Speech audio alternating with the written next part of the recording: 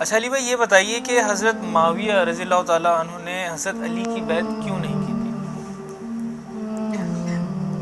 یہ تو آپ پمفلٹ پڑھ لیں تو آپ کو پتہ چل جائے گا کیوں نہیں کی ہے. بظاہر جو وجوہات ہیں وہ آپ کو بتا دیتے ہیں. باقی آپ کو پتہ ہے کہ جو پالیٹکس ہوتی ہے نا اس میں ظاہری وجوہات کچھ اور ہوتی ہیں، چھپی بھی کچھ اور ہوتی ہیں. ظاہری وجوہات یہ تھیں کہ وہ حضرت عثمان غنی رضی اللہ تعالیٰ عنہ کا قصاص طلب کرتے تھے. اس میں کوئی حرج نہیں ہے، قصاص طلب کرنے سے ہمیں کوئی اختلاف نہیں ہے. اختلاف اس وقت شروع ہوتا ہے کہ جب آپ اس کے لیے پارٹی بازی شروع کر دیتے ہیں. مثال کے طور پہ میں پٹیشن لے کر ہائی کورٹ یا سپریم کورٹ میں جاتا ہوں، یہ میرا رائٹ ہے. لیکن اگر میں ایک فوج بنا کے سپریم کورٹ کے اوپر چڑھائی کر دوں یا پاکستانی فوج کے اوپر چڑھائی کر دوں کہ جی مجھے انصاف دیں، تو اس کو بغاوت کہا جاتا ہے. اسی لیے نبی علیہ السلام نے اس جماعت کو باغی جماعت قرار دیا ہے. صحیح بخاری میں انٹرنیشنل نمبر کے مطابق 2812 نمبر حدیث ہے، اور مسلم میں بھی موجود ہے. افسوس اے عمار، سمیہ کے بیٹے، تجھے ایک باغی جماعت قتل کرے گی. تو انہیں اللہ کی طرف اور جنت کی طرف بلائے گا، وہ جماعت تجھے دوزخ کی طرف بلائے گی.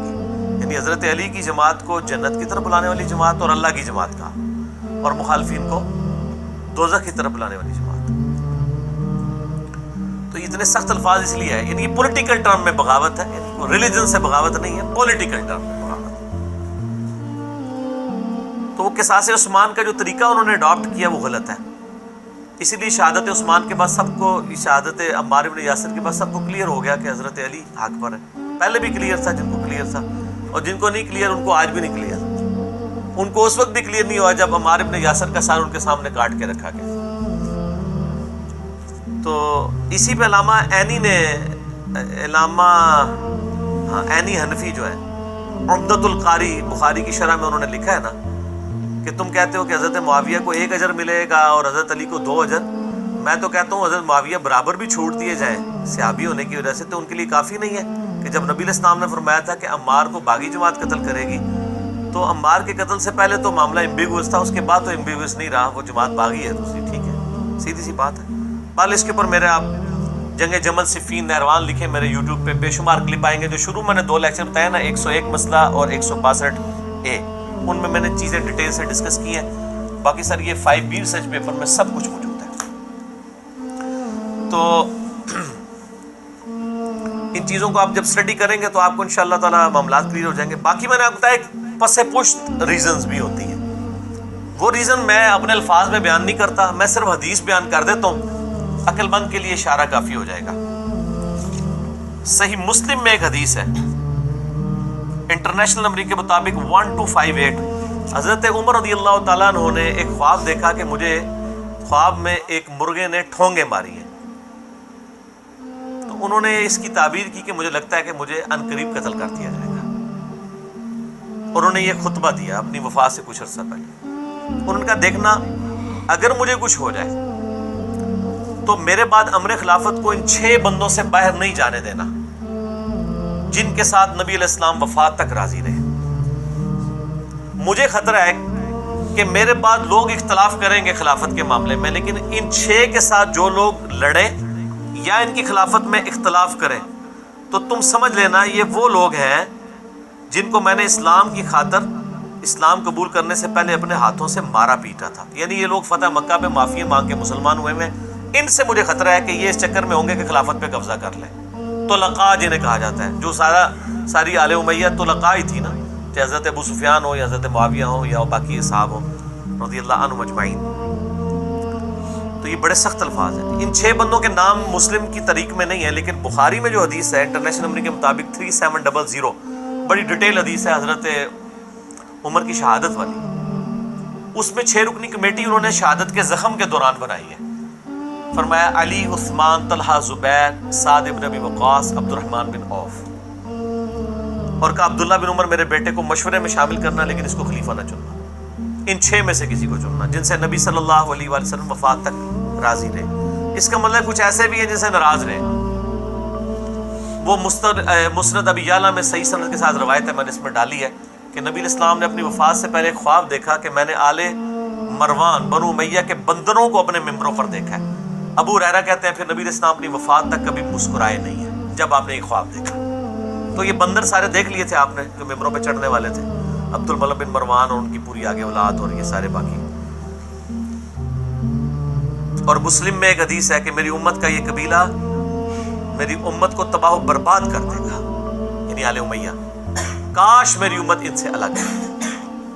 اچھا، اسی طریقے سے بخاری میں جو حدیث ہے 4108 کہ جب حضرت معاویہ تحکیم کے مسئلے کے بعد مدینہ شریف آئے، انہوں نے خطبہ دیا، حضرت حفصہ نے کہا کہ جا میرے بھائی وہ خطبہ سن، تو اس میں نہیں بیٹھے گا تو تیری غیر موجودگی کو کچھ یعنی اس کا نیگیٹو امپیکٹ پڑے گا.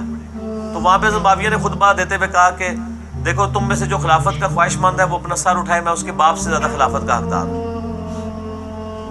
تو حضرت عبداللہ بن عمر کو وہ تابعی بعد میں کہتا ہے کہ آپ نے معاویہ کو وہیں جواب کیوں نہیں دیا جب انہوں نے یہ بات کی تھی. مراد یہ کہ وہ ان کو ہی ٹانٹ کروا رہے تھے. تو عبداللہ بن عمر کا باپ کون تھا؟ حضرت عمر. تو حضرت عبداللہ بن عمر نے کہا کہ میں نے ارادہ کیا میں اسے جواب دوں کہ تیرے زیادہ خلافت کا حقدار وہ ہے جس نے تم باپ بیٹا کو دونوں کو اس وقت مارا تھا جب تم لوگ کافر تھے، یعنی تمہارے خلاف قتال کیا ہوا ہے. وہی بات جو حضرت عمر نے کی ہے کہ وہ لوگ مخالفت کریں گے جن کو میں نے اسلام کی خاطر مارا ہے.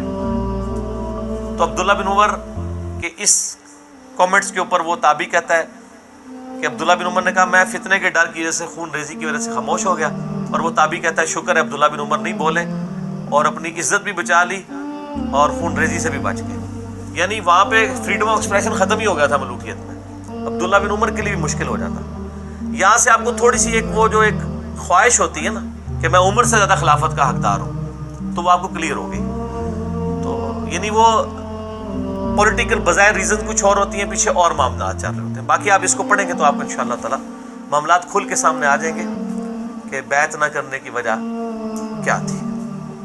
کیونکہ آل امیہ نبی علیہ السلام کے آنے سے پہلے مکے کا حکمران تھا. نبی علیہ السلام جیسے ان کی حکمرانی چھین گئی کیونکہ نبوت بنو ہاشم میں آ گئی.